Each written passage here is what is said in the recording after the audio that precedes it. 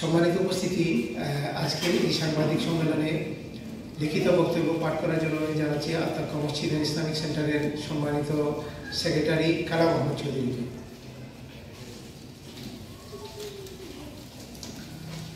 আসসালামু আলাইকুম রহমতুল্লাহ।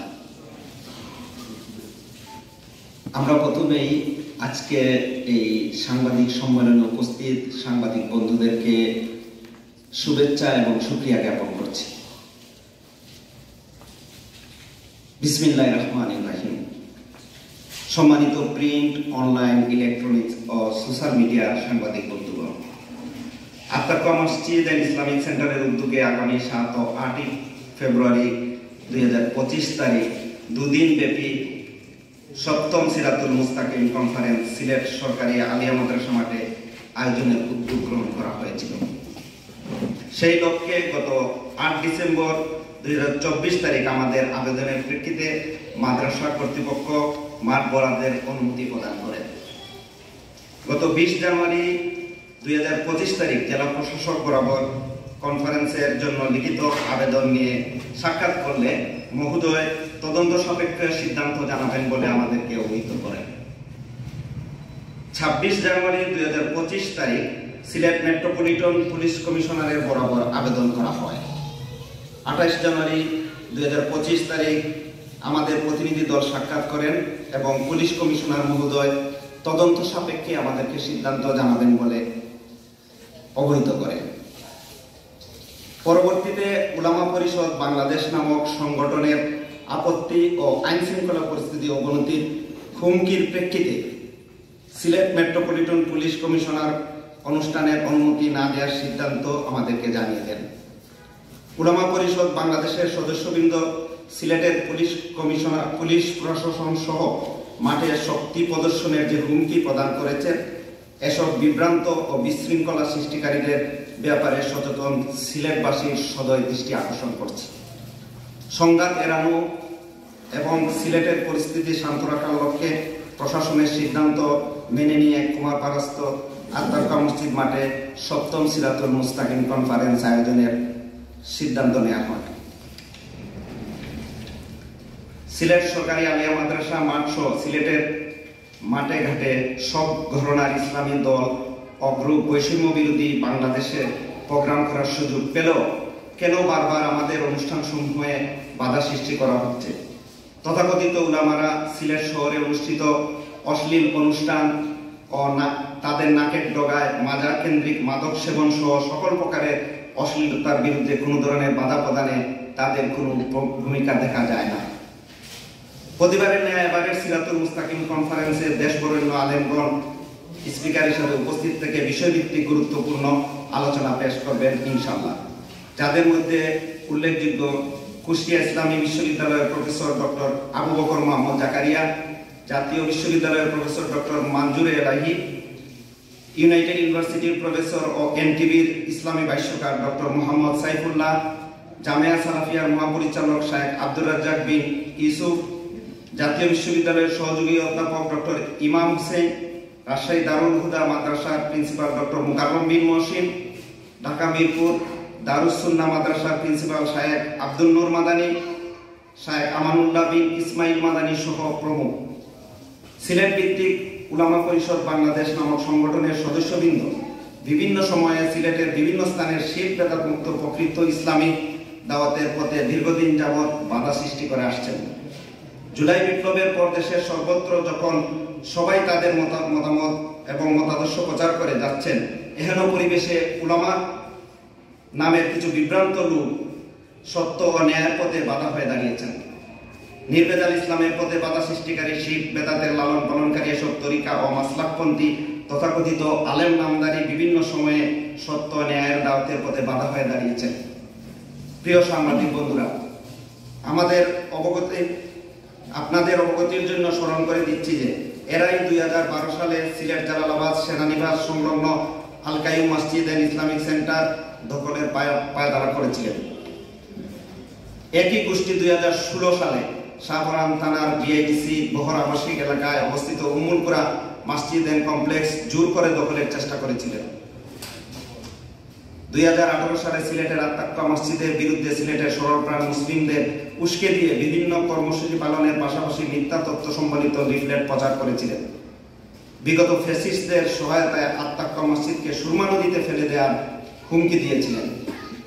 2012 ও 2018 সালে সিলেটের এসব বিভ্রান্ত উলামা পরিষদ বাংলাদেশ সংশ্লিষ্ট ব্যক্তিদের সাথে আমরা প্রশাসনের মাধ্যমে বসার প্রস্তাব পেশ করলে তারা কৌশলে বিষয়টি এড়িয়ে যায়, উল্টো প্রোপাগান্ডা সৃষ্টির পায়তারা চালায়। আপনাদের অবগতির জন্য আরো জানাচ্ছি যে সিলেট শহরের কুমারপাড়াস্থ আত্তাক্কা মসজিদের ইসলামিক সেন্টারে নিয়মিত জুমার খুতবায় দেশের বরেণ্য ইসলামী স্কলারগণ বক্তব্য পেশ করেন। জুমার সালাতের পর উন্মুক্ত প্রশ্নোত্তর পর্ব সহ অফলাইন ও অনলাইনে নিয়মিতভাবে বিভিন্ন ইসলামী অনুষ্ঠান হয়ে থাকে। এতে শহরের বিভিন্ন শ্রেণী ও পেশার পুরুষ ও মহিলারা পৃথক পৃথক ব্যবস্থায় অংশগ্রহণ করেন। শিশু বান্ধব পরিবেশে ব্যাপক শিশুদের উপস্থিতি আত্তাক্কা মসজিদের অনন্য বৈশিষ্ট্য। আল্লাহ সুবহানাহু ওয়া তাআলা বিভ্রান্ত ও অশান্ত পরিবেশ সৃষ্টিকারীদের সঠিক হেদায়েত এবং সত্য প্রচারে সকলকে এগিয়ে আসার তৌফিক দান করুন, আমিন। জাযাকুমুল্লাহ খায়রান জাযা। এই বিষয়ে আপনাদের কোনো জিজ্ঞাসা থাকলে আমাদের পক্ষ থেকে উত্তর দিবেন আমরা আত্তাক্কা মসজিদের মুতাল্লি মহোদয় মুহতারাম আব্দুস সবুর চৌধুরী। আপনারা তো 7 নম্বর কোম্পানি, আগর 6টা আউটডোর হয়েছিল না ইনডোর হয়েছিল? এটা হচ্ছে আমাদের 7ম সিরাতুল মুস্তাকিম কনফারেন্সের আগের যেগুলা এগুলা আমাদের ইনডোরে হয়েছে। তাইলে হঠাৎ করে আউটডোরে যাওয়ার সিদ্ধান্ত মানে কারণ আছে বা কোনো যুক্তি আছে? আমরা এই আউটডোরে হঠাৎ করে যাওয়ার কারণ হচ্ছে যে বৈষম্য বিরোধী যে বৈষম্যমুক্ত যে পরিবেশ, এই পরিবেশে আমরা বাইরে প্রোগ্রাম, আমরা নিয়মিত বাইরে প্রোগ্রাম করে থাকি। সিরাতুল মুস্তাকিম আমাদের ইনডোরে ছিল, এই বছর আমরা আউটডোরে করতে উদ্যোগ নিই। আগে করতে পারছেন না, তার মানে আগে কি কোনো বাধার শিকার হয়েছে? আগে তো ফেসিস্ট সরকারের বাধা আছে, এগুলোর কারণে সরকারি প্রশাসনিক বাধা আছে। আর একটা ই কনফারেন্স সংশ্লিষ্ট নয়, বাট বাইরের একটা প্রশ্ন হইল গিয়া প্রথম তারিখ। জি জি, এটা হইল গিয়া যে আত্তাক্কা মসজিদ হইয়া আপনারা যে চর্চা হয় বা ইয়ে হয় এবার এটা আলাদা করার আসলে কোনো দৃশ্যপট আছে কি? আপনারা তো সত্য নিয়ার পক্ষে, সত্য নিয়ার পক্ষে তাই আপনারা তো আপনারা সমানভাবে সব মসজিদে যাওয়ার কথা, সব মানব বাতি সব লোক মিলিয়ে যাওয়ার কথা, যারা বাতিল আছে এখানে রাখি আনার কথা। তাহলে আত্তাক্কা হইয়া আলাদা করে দেওয়া এবং এটা একটা ডিভাইড তৈরি করা আসলে এটা কোনো ইয়ে আছে? জাযাকাল্লাহ খায়ের, সুন্দর প্রশ্ন করছেন। আত্তাক্কা মসজিদ এন্ড ইসলামিক সেন্টার আলাদা কোনো মসজিদ নাই। আমার বাসা সাফরা, আমি যে লোকাল মসজিদে সালাত আদায় করি, ইনো যারা উপস্থিত আছেন খুব কম আছেন যে লোকাল এই মসজিদে নামাজ পড়েন, সবাই আমরা বিভিন্ন মসজিদে নামাজ পড়ি। নামাজের রাখাত, নামাজের ওয়াক্ত এটা লইয়া কোনো সমস্যা নাই। সমস্যা হইল গিয়া যখন আমরা বেদাত মুক্ত ইবাদত করতাম চাই, শিরক মুক্ত ইবাদত করতাম চাই, এখানেও কিছু বিষয় নিয়ে ইখতিলাফ আছে, মতবিরোধ আছে। কিন্তু মৌলিক মতবিরোধ না থাকার কারণে আমরা বিভিন্ন মসজিদে সালাত আদায় করি এবং আত্তাক্কা মসজিদেও বিভিন্ন সব ধরনের মানুষই নয় সালাত আদায় করেন, আমরাও বিভিন্ন মসজিদে সালাত আদায় করি। তাইলে 7 আর 8 তারিখের কনফারেন্স আপনারা ওখানে করবার সিদ্ধান্ত নিয়েছেন? জি জি, দেশের যে পরিস্থিতি যেভাবে এই যে উলামা পরিষদের কর্তৃপক্ষ জানে, যেভাবে দায়িত্বশীলরা যারা প্রশাসনের মাধ্যমে যেভাবে অশান্ত পরিবেশ অশান্ত করার যে তারা হুমকি দিচ্ছেন, এই প্রেক্ষাপটে আমরাও শক্তি প্রয়োগ বা শক্তি প্রদর্শনের ক্ষমতা রাখি। কিন্তু যেহেতু ইসলামও যে দুইজন মুসলমানের লড়াই করলে দুইজনই জাহান্নামে যাইবা, দুইজনই অপরাধী হইব, এই প্রেক্ষাপটে আমরা এই অশান্ত পরিবেশ যাতে সৃষ্টি না হয় এই লক্ষ্যে আমরা সিদ্ধান্ত নিয়েছি। কিন্তু এর থেকে আমরা থেকে আরো মাইনরিটি কমিউনিটিও এই ধরনের শক্তি প্রদর্শনের ক্ষমতা রাখে এবং প্রশাসন তখন হয়তো মানে তার আইনি প্রয়োগ ব্যবস্থা গ্রহণ করবো। কিন্তু আমরা সেই বিশৃঙ্খলা পরিবেশের দিকে যাইতে চাই না, যেহেতু আমরা দাওয়াতি কাজ করি, মানুষকে বুঝাইতে চাই তাওহীদের কথা, সুন্নাতের কথা, শিরক বিদআত মুক্ত হওয়ার কথা। তো এই জন্য আমরা দাওয়াতি পরিবেশ যাতে বিঘ্নিত না হয়, এই জন্য আমরা মসজিদ প্রোগ্রাম বা মসজিদ কম্পাউন্ডে প্রোগ্রাম করার পরিকল্পনা নিয়েছি। আপনাদের এই কনফারেন্সের মূল লক্ষ্য এবং উদ্দেশ্যটা কি? আমাদের এই কনফারেন্সের মূল লক্ষ্য উদ্দেশ্য হচ্ছে যে যেহেতু আমাদের এটা হচ্ছে বার্ষিক সিরাতুল মুস্তাকিম কনফারেন্স, এখানে যে স্কলাররা আসবেন তারা বিষয়ভিত্তিক প্রত্যেক বিষয়ের উপরে আলোচনা পেশ করবেন। এটা হচ্ছে মানুষকে নলেজ ডেভেলপ করার জন্য, মানুষের জ্ঞান বৃদ্ধি করার জন্য, ইসলামিক নলেজ যাতে এবং ইসলামের বিভিন্ন বিষয় নিয়ে মানুষের মধ্যে যে কনফ্লিক্ট বা বিভ্রান্তি আছে বা এগুলা থেকে বের হয়ে আসার জন্য মানুষকে আহ্বান করা। জি, একটা প্রশ্ন আছে। জি, আপনার আমাদের সহকর্মী যে প্রশ্ন করেছিলেন একটু আগে, ওনার প্রশ্নের উত্তর থেকে আমার প্রশ্নটা, যেহেতু বলেছেন আপনি আগের 6টা সিরাতুল মুস্তাকিমের অনুষ্ঠান ইনডোরে হয়েছে, এবার যেহেতু আপনারা 7ম বার্ষিক সিরাতুল মুস্তাকিমের প্রোগ্রামটা আউটডোরে করতে চাচ্ছেন, বিগত দিনের যেটা ইনডোরে হয়েছে এটার কারণ হিসেবে আপনি উল্লেখ করেছেন যে ফ্যাসিস্ট সরকারের কারণে করতে পারেনি। এখন দৃশ্যপট একেবারে দিবালোকের ন্যায় সুস্পষ্ট, এখন ফ্যাসিস্ট সরকার নেই। সুতরাং এই থেকে বোঝা যায় যে 7মটা আপনারা বাইরে করাটা উচিত ছিল। বিদায় আপনারা এই আজকের এই সংবাদ সম্মেলনে পাঠিত বক্তব্য থেকে যেটা জানতে পারলাম যে তথাকথিত উলামা মাশায়েখদের আপত্তির কারণে যেহেতু আপনারা অনুমতি পাননি, সেহেতু আপনাদের যেহেতু এই দাওয়াতি একটি প্রোগ্রাম যারা বাধা প্রদান করেছেন বা যারা আপত্তি দিয়েছেন, আপনারা যদি আইন শৃঙ্খলা বাহিনীর সাথে সমন্বয় করে যারা আপত্তি জানিয়েছেন তাদের সাথে যদি কোনো একটি সমঝোতা বা বৈঠক বা আপনাদের দাওয়াতে যদি তাদেরকে প্রদান করতেন বা করার কোনো মন মানসিকতা আছে কিনা, এই ব্যাপারে একটু ক্লিয়ার বক্তব্য দিলে খুশি হব ইনশাআল্লাহ। জাযাকাল্লাহ খায়ের, সুন্দর প্রস্তাবনা বা প্রশ্ন করার জন্য। আমরা সিলেটের পুলিশ প্রশাসনের যে মেট্রোপলিটন পুলিশ কমিশনারের সাথে আমরা আলাপ করেছি, তিনি উভয় পক্ষের সাথে কথা বলেছেন। ওনার মাধ্যমে উনি বসার প্রস্তাব দিয়েছিলেন। ইনস্ট্যান্টলি তারা বলেছে যে এটা ওদের সাথে ওরা বসতে চায় না। তো আমরা পরবর্তীতে যখন গেছি তখন আমরা বলছি যে আমরা তো বসার জন্য আমরা সবসময় প্রস্তুত আছি, কিন্তু বসার পরিবেশ লাগবে, পরিস্থিতি এইভাবে নিয়ন্ত্রণ করতে হবে। তো প্রশাসন এইভাবে ব্যবস্থা নেবে কিনা।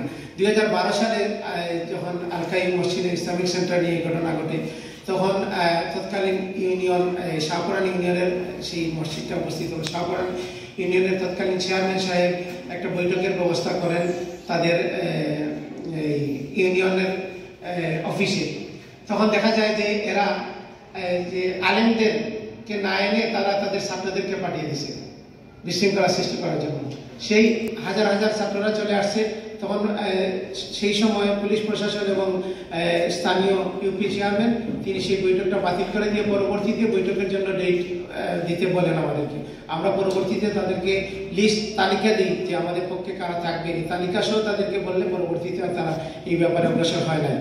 আর 2018 সালে যেটা হয়েছে, এটা তো এখানকার যারা সাংবাদিক বন্ধুরা আছেন তাদের জানার কথা যে সিলেট কোর্ট পয়েন্টে বিশাল প্রোগ্রাম হয়, সেটা সিটি কর্পোরেশন নির্বাচনের আগে ছিল। এই নির্বাচনের অজুহাতে সবাই একত্রিত হয়ে সেখানে বক্তব্য দেন। সব রাজনৈতিক দলেরা, অধিকাংশ রাজনৈতিক দলেরা সেখানে অংশগ্রহণ করেন। সেই বৈঠকের পরে সেটা এই আন্দোলন, এত তুপুর আন্দোলন হঠাৎ করে চুপসে গেল। কারণ কি? পরবর্তীতে আমরা জেলা প্রশাসকের মাধ্যমে বইতে বসতে চাইছি, কিন্তু ওরা আর পরবর্তীতে সেটা কন্টিনিউ করে নাই। ওদের উদ্দেশ্য হচ্ছে বিশৃঙ্খলা সৃষ্টি করা। ওরা দাওয়াতি ময়দানে আসতে চায় না বা আমাদের সাথে বসতে চায় না, বা আমাদের সাথে আমাদের কথা যাতে মানুষ শুনতে না পারে এই জন্য বাধা সৃষ্টি করার জন্যই এই আউটডোর প্রোগ্রামে তারা বাধা সৃষ্টি করে। আর আপনাদের অবগতির জন্য জানাতে চাই যে আমাদের সিলেটে এটা প্রথম আউটডোর প্রোগ্রাম না। আমরা 2005 সালে সিলেট আলিয়া মাদ্রাসাতে প্রোগ্রাম করছি। 2012 সালে ওয়ে অফ লাইফ কনফারেন্স আমরা আলিয়া মাদ্রাসা মাঠে করছি, এবং আমাদের অসংখ্য প্রোগ্রাম রেজিস্ট্রারি মাঠে নিয়মিত অনুষ্ঠিত হয়েছে। জাযাকুমুল্লাহ খাইর।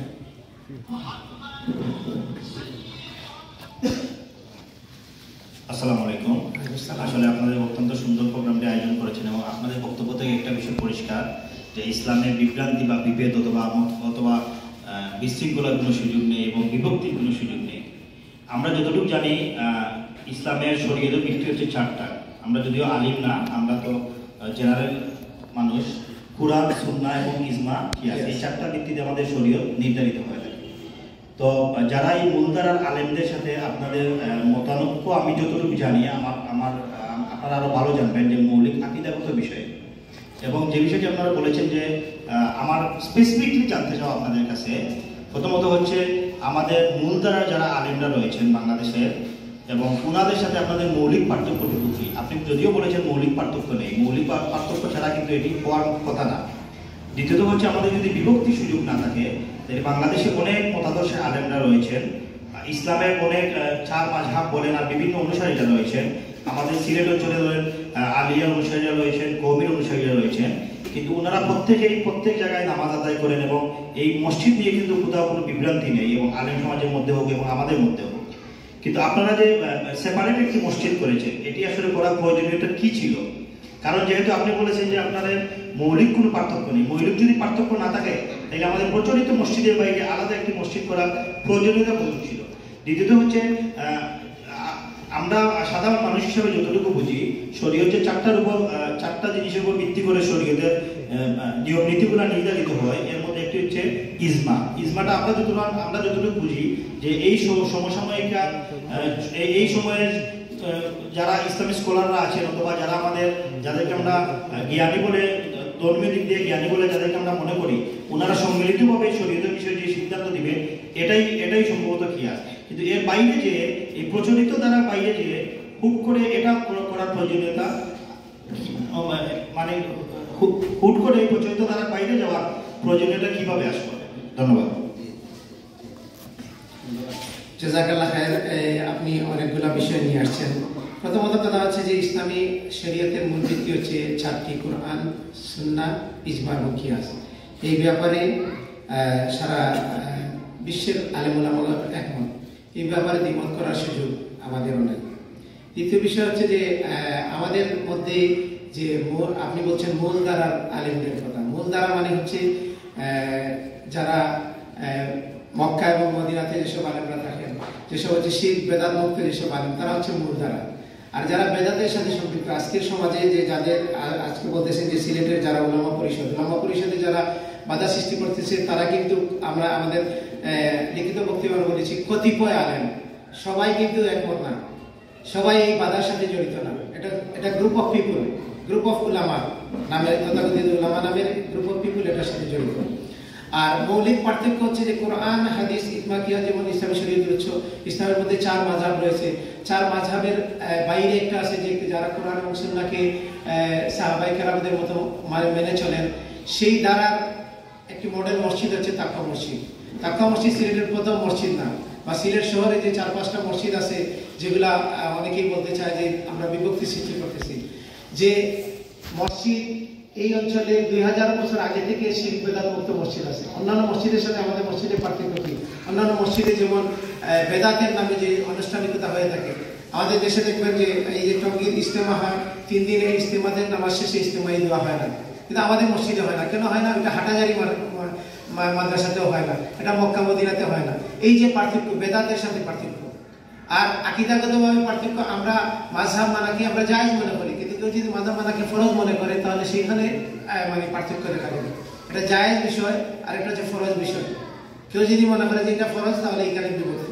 এইভাবে কিছু বিভক্তি আছে, কিন্তু এই যে যারা আমাদের যে প্রোগ্রামে বাধা সৃষ্টি করছেন, তাদের মূল হচ্ছে যে তাদের যে তরিকা, তাদের যে মতাদর্শ আছে, সেটা তাদেরকে ধর্মকে যে ব্যবহার করে, তারা যে ধর্মকে ব্যবহার করে তাদের যে নেতৃত্ব, কর্তৃত্ব, প্রভাব প্রতিপত্তি আছে, সেটার হুমকি হিসেবে তারা আমাদেরকে মনে করে। এর জন্য তারা এটাকে বাধা সৃষ্টি করতেছে। আর আরেকটা বিষয় বলছেন যে আমরা আলাদা করে মসজিদের প্রয়োজনীয়তা কেন দেখা দিল। আসলে এটা আলাদা কোনো মসজিদ না।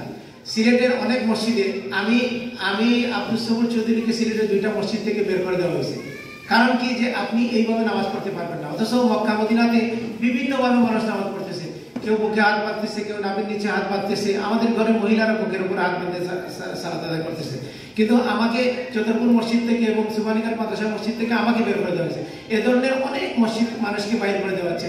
8 রাকাত তারাবি পড়লে বলা হচ্ছে মসজিদ থেকে যে 8 রাকাত যারা পড়েন তারা বারান্দায় থাকবেন, তারা মসজিদের ভিতরে প্রবেশ করবেন না। এ ধরনের অনেক ইনসিডেন্ট, অনেক ঘটনা আছে। অনেক মসজিদে আছে বাচ্চাদেরকে নিয়ে দেওয়ার কারণে বাচ্চা সহ পিতাকে মানে মসজিদ থেকে বহিষ্কার করে দেওয়া হয়েছে, অবমান করা হচ্ছে। তো আমরা আলহামদুলিল্লাহ মডেল মসজিদ এখানে আসতে দেখবেন যে আলহামদুলিল্লাহ মহিলারা সালাত আদায় করতেছে। আমাদের মাজারগুলোতে মহিলাদের ব্যবস্থা আছে, আমাদের মার্কেটে মহিলাদের মার্কেটিং করার ব্যবস্থা আছে, কিন্তু সালাতের ব্যবস্থা নাই। শিরক করার জায়গায় ব্যবস্থা আছে। আপনি মক্কা মদিনা সহ যান, আমাদের মা বোনেরা যখন মক্কা মদিনা যান কিভাবে সালাত আদায় করতে হবে সেটা জানে না। আমাদের বাইতুল মুকাররম মসজিদে মহিলাদের ব্যবস্থা আছে। রাসূল সাল্লাল্লাহু আলাইহি ওয়াসাল্লাম মহিলাদেরকে মসজিদে ব্যবস্থা রাখতে বলছেন, আমরা ব্যবস্থা রাখছি, আমরা মহিলাদেরকে নিয়ে আসি।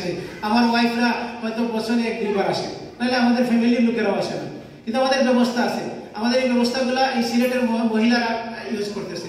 হ্যাঁ, যাদের ওয়াশরুমের প্রয়োজন করতেছে, যারা আশেপাশে সালাত আদায় করতে চায়, আপনারা দেখতে পারবেন অনেক মহিলারা আসে যেহেতু জানে এখানে বা আশেপাশে আসতে বলা হয়, এই যে আশেপাশে হসপিটালগুলো আছে ওদেরকে নামাজের জন্য বললে যে ওইখানে চলে যান, এখানে আপনি সুন্দর ব্যবস্থা করতে পারবেন। এই জন্য আমরা একটা মডেল মসজিদ হিসাবে এটা করছি। এটা যে আলাদা কোনো মসজিদ, আমাদের প্রত্যেক পাড়ায় পাড়ায় আমরা সালাত আদায় করি, আগেই আমরা বলছি যে ওইখানে আমরা বিভক্তির জন্য না, কিন্তু কিছু ইনসিডেন্ট আছে, কিছু ঘটনা আছে যেগুলো আমাদেরকে হেয় প্রতিপন্ন করা হয়েছে, আমাদেরকে আঘাত করা হয়েছে, এই জন্য আমরা একটা মডেল মসজিদ হিসেবে উপস্থাপন করছি। এবং আমাদের এখানে স্কলাররা খুতবা দেন, জুম্মার খুতবা প্রদান করেন। জুম্মার খুতবা আমাদের এখানে অন্যান্য মসজিদে আরবিতে খুতবা দেওয়া হয়, আমাদের এখানে আরবি এবং বাংলায় খুতবা দেওয়া হয়। আরবির পাশাপাশি মানুষদেরকে খুতবা, যেমন আমাদের দেখছেন যে আমাদের কুদরতুল্লাহ মসজিদের যে ঘটনা ঘটলো, ইসলামা মসজিদের ইমাম সাহেব যখন খুতবা দিলেন, এটা নিয়ে এই উলামা পরিষদের যারা তারা ফিতনা সৃষ্টি করে ওই মানে একটা আন্দোলন সৃষ্টি করলো। তো ইসলামের মসজিদ সাহেব, ইমাম সাহেব ইসলামের মসজিদে, ইংল্যান্ডের সবচেয়ে বড় যে মসজিদ বাংলাভাষীদের, সেই মসজিদে নিয়মিত তিনি 3টা ভাষায় খুতবা দেন, আরবি, ইংরেজি এবং বাংলায়। তো এই যে মানে ডিফারেন্স অফ অপিনিয়ন বা যে ইখতিলাফ আছে, এগুলা থেকে আমরা মানে সমাজের কিছু লোকেরা আছে তারা এগুলো থেকে বের হয়ে আসতে চায় না, তারা তাদের এই বাপদাদা বা আগের হুজুররা চলে আসছে এই দ্বারা থেকে বের হয়ে আসতে চায় না। ওদেরকে জিজ্ঞেস করেন, এই যে বিষয়গুলো বললাম যে নামাজ শেষে ইজতেমাই দোয়া, বলবে এটা নাই, কিন্তু করেন কেন? বলবে স্পষ্ট আমার মনে আছে যে বাগবাড়ি মসজিদে আমাদের একবার এটা নিয়ে বিতর্ক হয়েছিল। কুদরতুল্লাহর ইমাম সাহেব যখন নামাজ শেষে ইজতেমাই দোয়ার বিরুদ্ধে বললেন জমিরুদ্দিন সাহেব, তখন ওনাকে বললো যে আপনি তো করেন, বললেন যে আপনারা ছাড়েন না দেখিয়া, লোকদেরকে বলছে আপনারা ছাড়েন না দেখি আমরা এটা ছাড়তে পারি না। উনি বলছেন আল্লাহ ওনাকে রহম করুন, জান্নাতুল ফেরদৌস দান করুন। তো এই জন্য আমরা সিলেট পার্টিকে জানাতে চাই যে আমরা এই যে কনফারেন্সের আয়োজন করলাম, মানুষ শুনতে পারতো, যেখানে এখন বিধর্মীরা কথা বলতে পারতেছে, যেখানে কনসার্ট হচ্ছে, যেখানে বিভিন্ন জন বিভিন্নভাবে এই মানে তাদের বক্তব্য তুলে ধরতে চাচ্ছে, তো আমরা কেন আমাদের বক্তব্য তুলে ধরতে দেওয়া হচ্ছে না? আর যদি আমরা বক্তব্য বিভ্রান্তকর হয়ে থাকে, সমাজে বিশৃঙ্খলা সৃষ্টি করে, তাহলে আত্মাক্কা মসজিদে এসে ওইখানে এসে বসে ওইটা তো বন্ধ করার জন্য আন্দোলন করা দরকার। যদি বন্ধ করতে হয় তাহলে আমাদের কথা কেন বন্ধ করবে? আমাদের মার্কাজ এসে বন্ধ করে দেবে। আমরা এটার জন্য প্রস্তুত আছি যে যদি ঠিক না থাকে তাহলে আমরা এটা বন্ধ করে দেবো। এবং এই যে মহিলাদের নামাজের ব্যবস্থা, আপনারা দেখবেন যে মহিলাদের নামাজের ব্যবস্থা নিয়ে আমাদের বিরুদ্ধে প্রভাকাণ্ডা ছড়ানো হয়েছে, কিন্তু আপনি দেখবেন যে যতটা মডেল মসজিদ হচ্ছে বাংলাদেশে, প্রত্যেকটা মসজিদে মহিলাদের সালাতের ব্যবস্থা আছে, কারণ এটা ইন্টারন্যাশনালি ফান্ড এসে ইন্টারন্যাশনালি ভাবে এটা করা হয়েছে। আল্লাহ সুবহানাহু ওয়া তাআলা আমাদের বোঝার তৌফিক দান করুন। এবং সিলেটবাসীকে আমরা আহ্বান জানাতে চাই যে আসুন, দেখুন আত্মাক্কা মসজিদের এই কনফারেন্সে কি বলা হচ্ছে, আলেমরা কি বলতেছে। এবং আমাদের যারা স্কলার আছেন, তারা দেশের বরেণ্য আলেম, তারা মদিনা থেকে গ্রাজুয়েট আছেন, দেশের বিভিন্ন ইউনিভার্সিটি থেকে, বিশ্বের বিভিন্ন ইউনিভার্সিটি থেকে তারা পিএইচডি ডিগ্রি অর্জন করেছেন, বিভিন্ন টিভি চ্যানেলে ওনারা বক্তব্য দিচ্ছেন। এটা তো মানে এরকম বক্তব্য না। আজকে আপনি কনফারেন্স বন্ধ করে কিন্তু আমাদের মুখ বন্ধ করতে পারবেন না। আজকে আমরা গ্লোবাল হোমে বসবাস করতেছি, সেখানে কেউ কাউকে বন্ধ করতে পারবে না। আল্লাহ সুবহানাহু ওয়া তাআলা আমাদেরকে বোঝার তৌফিক দান করুন। প্রত্যেকটিতেই মহিলাদের ব্যবস্থা রয়েছে। এবং আপনি বলতে পারেন ভাই একটা সুন্দর কথা বলছেন, দেখে না আমরা পৃথক চিন্তা করছি। আসলে আপনারা যদি এই মসজিদে আসা দেখেন, আমি মনে করি এটা হচ্ছে ঐক্যের প্রতীক। এখানে যে যেভাবে তার মাথা মেনটেন করে সে সালাত আদায় করতে পারতেছে। এখানে শিশুরা অবাধে তাদের বিনোদনমূলক যেমন কথাবার্তা দৌড়াদৌড়ি করতে পারতেছে, এটা অন্য কোথাও নেই। সুতরাং এটা ঐক্যের প্রতীক বলতে পারে। পাশাপাশি আমি আরেকটা জিনিস বলতে চাই, কেন আমাদেরকে ওনারা বলছেন পুলিশ প্রশাসনকে যে ওনারা মসজিদ প্রাঙ্গণে করে ফেলুক কিন্তু মাঠে করতে পারবে না। আমরা বলতে চাই মাঠে করতে দেওয়া হয় না এই কারণ আমরা ইসলামের যেগুলো মৌলিক বেদাত, যেমন মিলাদ আয়োজন, তারপর ইজতেমাই দোয়া, তারপর আপনার কুরআন খতম, বুখারী খতম, এইগুলার ব্যাপারে মানুষকে সচেতন করে তুলি। এইগুলা তথাকথিত আলেমদের ইনকামের সাথে জড়িত। সুতরাং আমাদেরকে তারা মাঠে করতে দেয় না, যাতে তাদের সেই ইনকামের উপর হাত পড়ে যাবে মানুষের সরে আসার থেকে। এটাই হচ্ছে আর একটা ইম্পর্টেন্ট ইস্যু। তারা আজ আমাদেরকে মাঠে করতে দিচ্ছে না। জাযাকুমুল্লাহ খাইরান।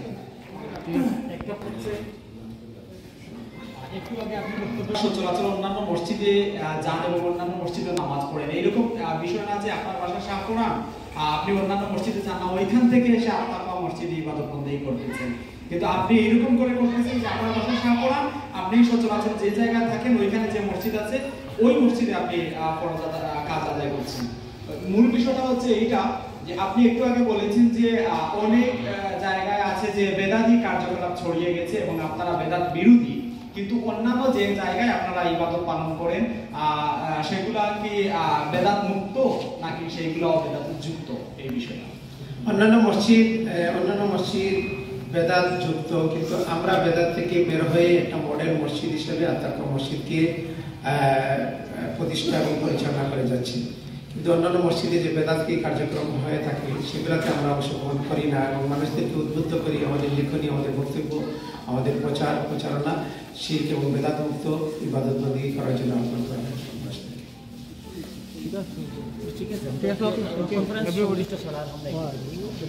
ঠিক আছে, ইনশাআল্লাহ আমাদের 7 এবং 8 তারিখের কনফারেন্সে আপনাদের সবাইকে অংশগ্রহণের আহ্বান থাকলো এবং কষ্ট করে আপনারা আসছেন এই জন্য আপনাদের কৃতজ্ঞতা প্রকাশ করছি এবং সিলেটবাসীকে আমরা আহ্বান জানাতে চাই যে আমাদের এই কনফারেন্সে যেন তারা ওনারা অংশগ্রহণ করেন এবং এখানে কি বলা হচ্ছে এবং আমাদের প্রোগ্রামগুলোতে একটা সৌন্দর্য হচ্ছে বা বৈশিষ্ট্য হচ্ছে যেখানে উন্মুক্ত প্রশ্ন করার সুযোগ থাকে।